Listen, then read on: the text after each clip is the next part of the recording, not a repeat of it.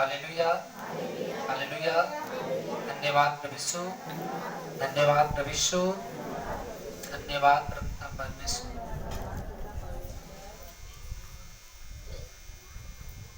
Hallelujah, hallelujah. धन्यवाद प्रभु यीशु, धन्यवाद प्रभु परमेश्वर। आइए हम वचन को यहाँ से पढ़ते हैं। दूसरा कुरिन्थी अध्याय आपका 2 वचन नंबर 1 से पढ़ते हैं। दूसरा कुरिन्थी अध्याय 2 वचन नंबर 1। कोई वचन को पढ़े शुद्ध भाषा में, आराम से और ठीक ठीक पढ़े। मैंने अपने मन में ही ठान लिया था कि फिर तुम्हारे पास उदास करने न आऊं, क्योंकि यदि मैं तुम्हें उदास करूं तो मुझे आनंद देने वाला कौन होगा? केवल वही जिसको मैंने उदास किया। और मैंने यही बात तुम्हें इसलिए लिखी कि कहीं ऐसा ना हो कि मेरे आने पर जिसने मुझे आनंद मिलना चाहिए मैं उनसे उदास हूँ। Hallelujah, hallelujah.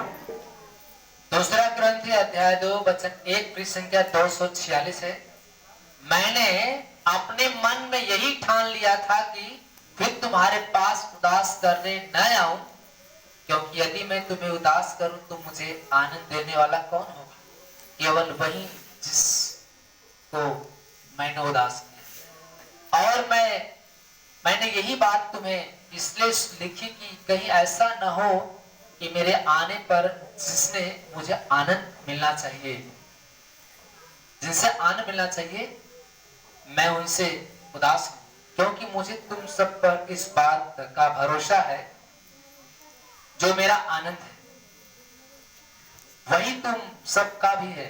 बड़े क्लेश और मन के कष्ट से मैंने बहुत से आंसू बहा बहा कर तुम्हें लिखा था, इसलिए नहीं कि तुम उदास हो, परंतु इसलिए कि तुम उस बड़े प्रेम को जान लो जो मुझे तुमसे है। वास्तव में मेरे भाई बहनों, प्रभु आपको उदास करना नहीं चाहता, प्रभु आपको निराश करना नहीं चाहता, प्रभु आपको आनंद देना चाहता है, क्योंकि वो आनंद देने वाला परमेश्वर है, उदास करने वाला नहीं। लेकिन हम पूरी तरह से उस प्रभु को क्या करें? जान ले। आज किसी का बेटा अगर बीमार है, लोग परेशान होते हैं। हाँ प्रभु, मैं पहले ठीक था, लेकिन जितने ही मैं तुझे करीब आ रहा हूं उतनी ही मेरी समस्या मेरे जीवन में आ रही है, जितनी ही मैं प्रार्थना कर रहा हूं उतनी ही मेरे को विपत और आ रही है। तो उस समय परीक्षा की घड़ी होती है। हालेलुया। मेरे भाई बहनों, अपने साउल के बारे में सुना होगा। पेरुतु के पत्र अध्याय 9 में जब साउल परमेश्वर का कट्टर विरोधी था, तो साउल भी लोगों को सताता यीशु के नाम को लेने वाला। वही साउल आगे चलकर परमेश्वर का बहुत बड़ा दास बना। तो प्रभु आपको उदास करना नहीं चाहता है, आपको आनंद देना चाहता है। और आनंद कब मिलेगा? दुख के बाद।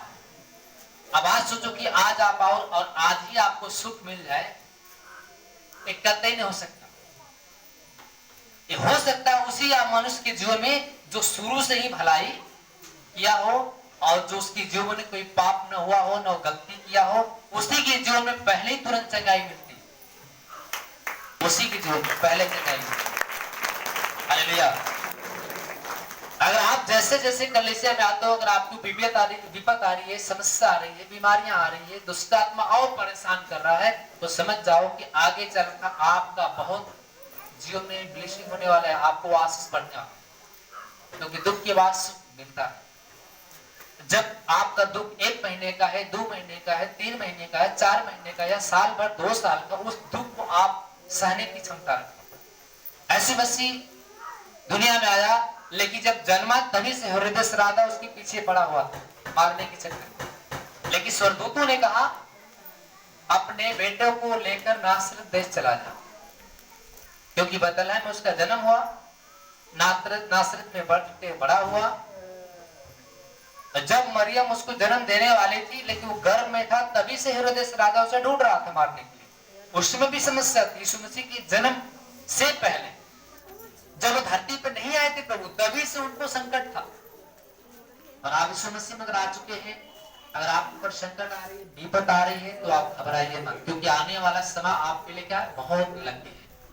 आने वाला समय आपके लिए बहुत आशीषित है, इसलिए घबराना नहीं चाहिए। किसी भी परिस्थिति को देखकर, समस्या को देखकर, बीमारी को देखकर, गरीबी को देखकर घबराना नहीं चाहिए। हमारे बीच में एक बहन बैठी है, जब उसके पास बेटा नहीं था तो प्रभु के पास आते थे, हालेलुया, और सुबह भोर में आते थे। और आज बेटा मिल गया तो आज कितने बजे आते हैं, हालेलुया। पुष्पा कहां है, खड़क, हालेलुया। प्रभु कहता मैं उदास करना नहीं चाहता, मैं तुझे आनंद देना चाहता। जो आनंद परमेश्वर दे सकता है, शायद उसका घर वाले नहीं दे सकते। इसका नाम पुष्पा। माइक पुष्प कहां से आते थे, कैसे आते थे? प्रभु ने कहा मैं उदास करना नहीं चाहता, मैं निराश करना नहीं चाहता, लेकिन परिस्थितियां हटती हैं, समस्याएं हटती हैं। क्या नाम है आपका? पुष्पा। क्या नाम है? पुष्पा।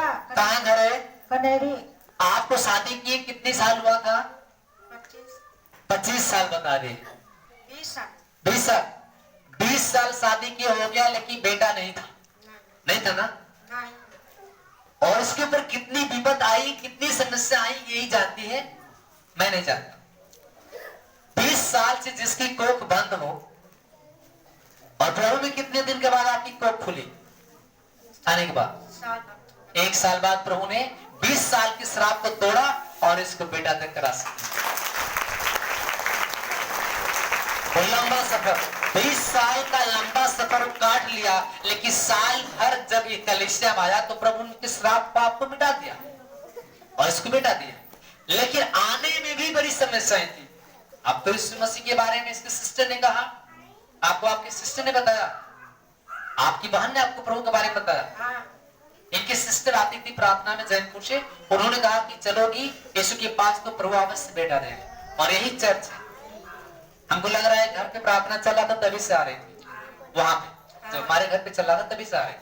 Hallelujah, hallelujah. 20 साल तक इसकी कोख बंद थी, बहुत इलाज, बहुत दवाइयां हुई, लेकिन हर जगह से थक गए। यहाँ तक इसका पति भी ताना मारा, मेहना मारा, इसके घर के सास ससुर सब लोगों ने इसे छोड़ने की इच्छा कर लिया था कि अब इसे छोड़ दो।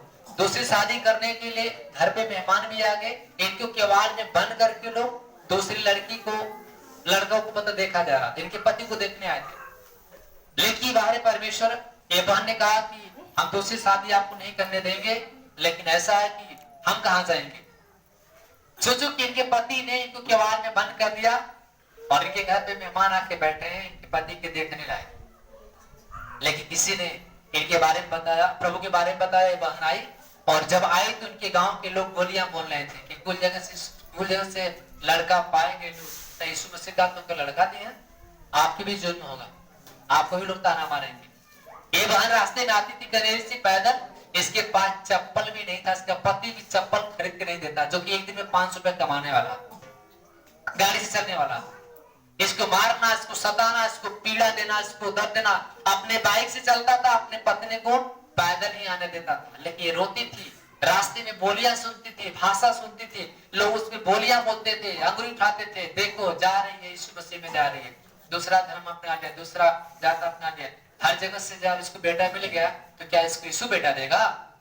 लेकिन ये बना के रोती थी, हमसे कहती थी, और सुबह 8 बजे आकर यहाँ पे जो साफ सफाई होती है, झाड़ू मारना, यही करती थी। और मात्र यही भलाई काम कलीसिया में सेवा करती थी, बर्तन मांजती थी, और यहाँ पे जो भी काम कलीसिया में बहन करती थी उनके साथ लगी रहती थी। और प्रभु ने सारे इस काम के करने की वजह से सारे श्राप को मिटाया और साल भर में बेटा दे दिया।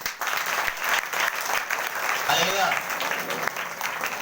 मैंने नहीं दिया, मैं नहीं दिया, बल्कि मैं खुद भी नहीं जानता था कि प्रभु ये अचंभव काम कैसे करके दिखा दिया, मुझे भी नहीं पता। लेकिन मैं तो केवल प्रार्थना करता था। लेकिन ये बहन आती थी, जाती थी, आती थी, जाती थी। हो सकता है कभी कभी भविष्यवाणी अगर परमेश्वर ने कराया होगा स्टेज पे तो ब्लेसिंग दिया। क्या हुआ था का स्टेज पे जब भविष्यवाणी हुआ था कि जिसके पास बेटा नहीं है वो स्टेज पे आ जाए, आप आए थे उस समय भविष्यवाणी हुई थी, उसमें भविष्यवाणियां ज्यादा करता था। उस समय मैंने भविष्यवाणी किया था कि जिसके पास बेटा नहीं है वो बहन आए और प्रभु से बेटा देगा। लेकिन ये भी बहन स्टेज पे खड़ी थी, लेकिन प्रभु ने इसके गर्भ को छुआ और इनके गर्भ में परमेश्वर को आत्मा के द्वारा बेटा दिया। आज वही बेटा देखे इतना बड़ा हो गया। हालेलुया। तो परमेश्वर आनंद देने वाला है, खुशी देने वाला है, मुक्ति देने वाला है, शांति देने वाला है।